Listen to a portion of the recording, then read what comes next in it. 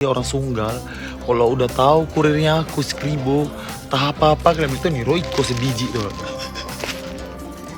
Viral, kurir di Medan heran usai dapat tugas antar paket berisi sebungkus penyedap banyak di warung.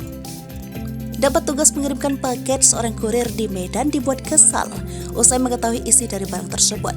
Siapa sangka, ternyata paket yang dikirimkan tersebut hanya berisi satu bungkus bumbu penyedap. Padahal penyedap tersebut bisa dengan mudah dibeli di warung maupun toko terdekat dengan harga kurang dari Rp1.000.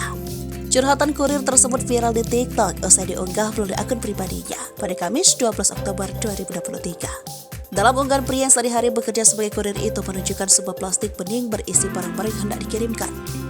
Terlihat dalam plastik tersebut bungkus bumbu penyedap berupa kaldu ayam bumbu berwarna merah. Melihat isi paket yang hendak dikirimkan, sang kurir pun langsung kesal.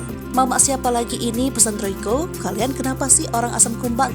Orang Tanjung Sari, orang Sunggal, kalau udah tahu kurirnya aku Skribo. Entah apa-apa, kalian beli ini Royko sebiji," ucapnya.